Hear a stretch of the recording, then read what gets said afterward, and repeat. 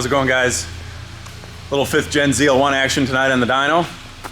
So, we have a 2015 ZL1, and this is our Stage 2 ZL1 package on this car. So this is a Nickey Stage 2. This is a car we just sold a customer this car and did some work to it for him. So, we got a air raid intake, kind of a hybrid. It's got this big silicone elbow, reinforced elbow on it. The inner diameter is a little bit bigger than 4 inches on this. So intakes work pretty good though. Not something we normally use, but this one we had, and we put it on this car, and we're, again, another intake. We use Roto-Fabs, but that air raid's a nice unit, and we decided to put it on this car, and it's working out really nice so far.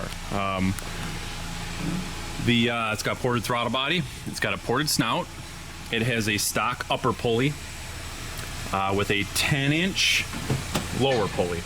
So we have a Innovators West balancer on it with the big lower ring. So we did do a relocation bracket for the bottom idler to fit that big ring. So we are pulleyed. I'm seeing about 12 pounds of boost right now on it,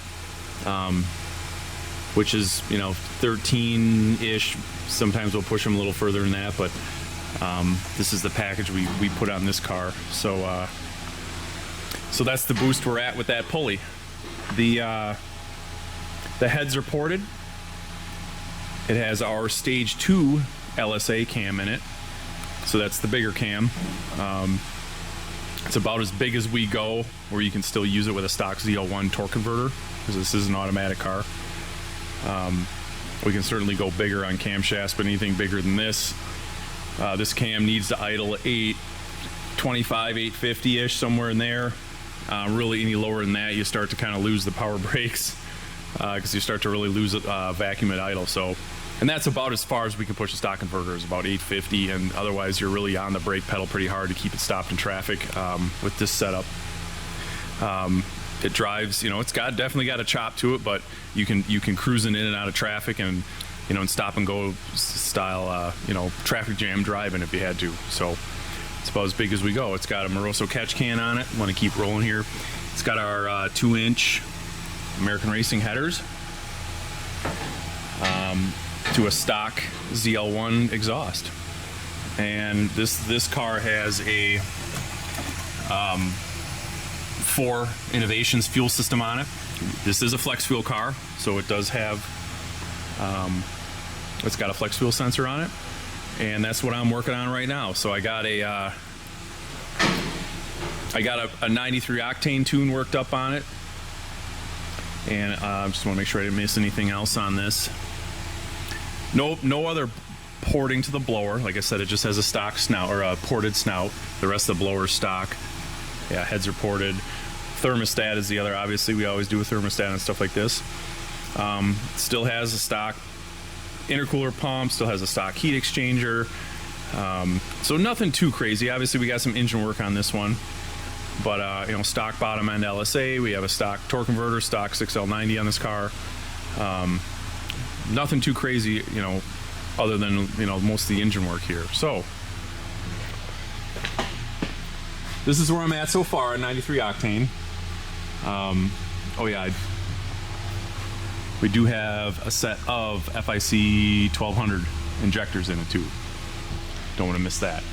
Obviously we need some big injectors to support this kind of power, and then when I get it worked up on E85, that bigger injector, we usually just go to a 1200, and there's tons of headroom on them, and somebody wants to go further later on down the line. So that's where I'm at so far on 93.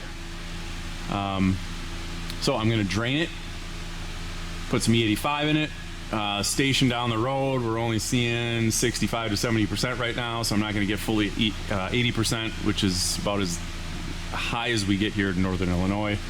80%. There's one station that I've found that's 45 minutes away that's got 80%. Everything else around us close is 70 tops, so kind of sucks, but it is what it is. That's what the flex fuel sensor's for. So yeah, that's where we're at so far. So I'll drain the fuel, get the 85 cal worked up, and we'll do a couple more pulls here, and I'll video last one, and we'll compare that graph to our E85 graph and see how much we gain.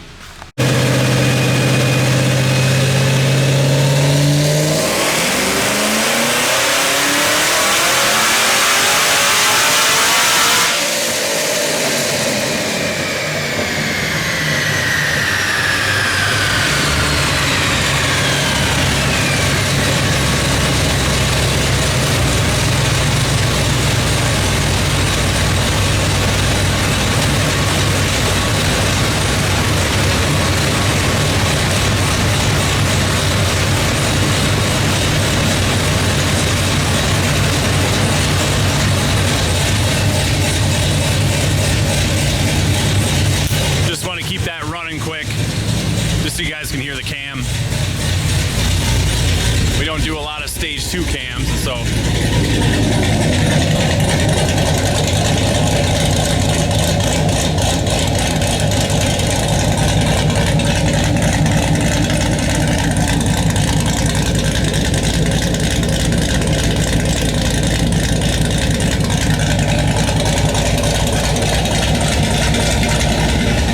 just so you guys can get an idea what our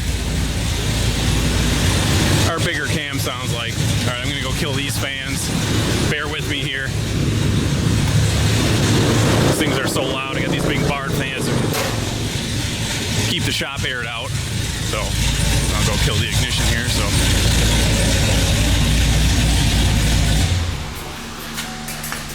all right. So I worked up calibration. Just kind of showing you guys the last couple pulls there I did. Sorry, I'm just grabbing the key out of the ignition so that thing stops beeping at me. So yeah, decent pickup on E85.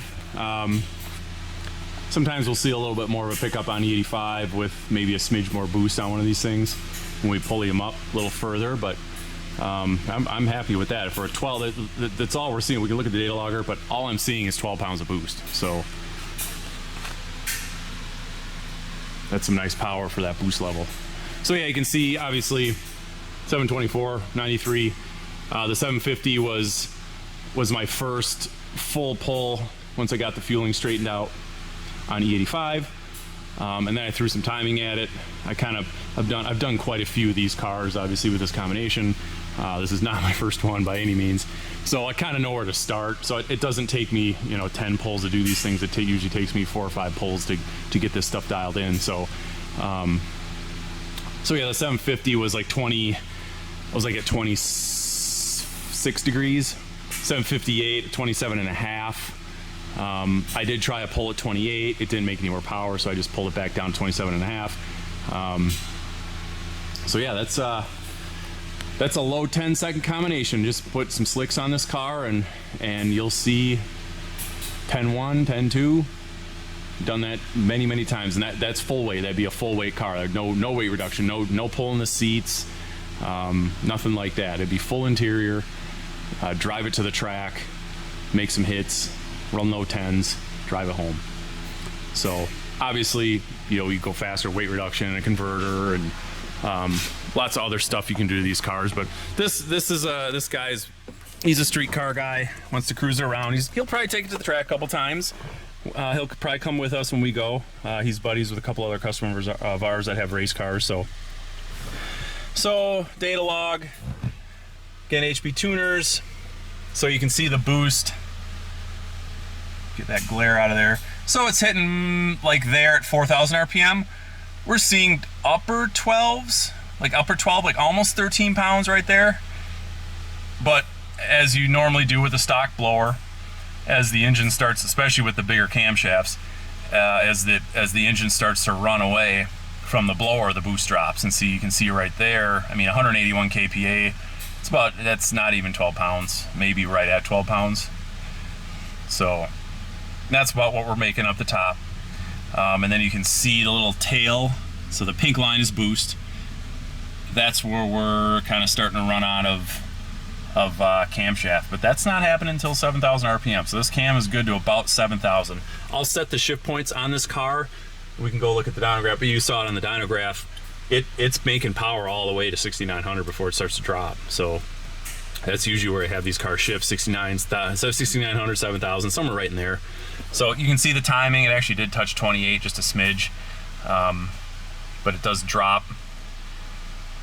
Again, the IATS got a 115 on that run, started at 93, 115, so that's a manageable gain in IATS. When we boost these things up higher, like 13 pounds, 14 pounds, we really like to do a heat exchanger, and sometimes we'll change the pumps out and stuff like that. You know, there's other stuff we do to keep them cool.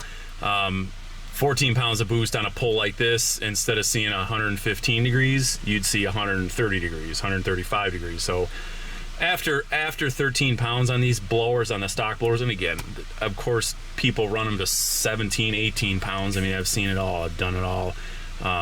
You know, ice boxes and chillers and, you know, AC chillers and all that stuff. None of that stuff is on this car. Again, this is just a street car. We don't need to overspin the blower by, you know, 4,000 RPM and all that jazz. So air fuel, this car I like being a little bit lean with this combination. So air fuel, you can see I'm a little, but again, this is E85. The 93 octane tune, I had this thing right at 0.8 lambda, right on the nose of 0.8. On the 85 tune here, it liked it up top, leaning out a little bit, which sometimes they do on the 85. Especially with higher engine speeds, when you're going to that 7,000 RPM mark, you can lean them up a little bit. Try to keep the burn kind of in that sweet spot for speed. Try to keep it up, you know, have it keep up with RPM, especially on the 85. Riching it up lost me just a smidge, so, and we're not getting any knock at that boost level, or at that timing level, and that air fuel, so it made more power, so that's where we're at. And I had a little bit richer down on the bottom, but air fuel's nice and flat. We're good there. So that's probably about it going over this car. Obviously, you guys can ask questions in the comments. I try to, you know, in the description, I'll put the full mod list. Yeah, one other thing you can see, again, ethanol percentage, 64.3. I put literally 18. We had it bone dry, and I filled it up with like 18. I mean, bone dry, and these will take 17 some gallons of fuel when you fill them up from absolutely dry, and that's where we're at. Ethanol, that's straight out of the pump. That's where we're at. It probably, if we had full 80%, it would probably make another 5, maybe 10, somewhere between there. 10 would be optimistic, I think. Once you get it up to 50% ethanol, you're pretty much almost all the way there on something like this. Unless it was something where we were pushing the blower way hard, and, you know, like 17 pounds of boost, and we're trying to put time, you know, really lean on it with the timing at higher boost, then obviously 80% you get a little more of a gain. But if we did have 80%, I would suspect, you know, we were at 758. I would have suspect we would have hit that 765, somewhere in there. I don't think we would have got to 770. 13 pounds of boost, we might have made, you know, maybe another 10 on top of that. But again, this is a nice streetable, cool running setup. So I could put the drag radials back on it. Obviously, if you saw it on the dyno pull, I had the old 2010 SS wheels on it. I do that on the dyno so we don't chew up those drag radials.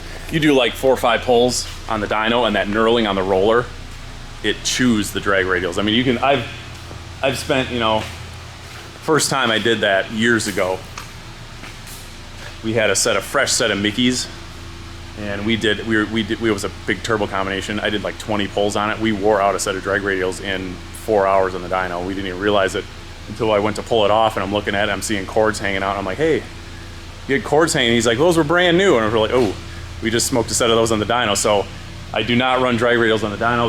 They're so expensive. You guys know how much they cost.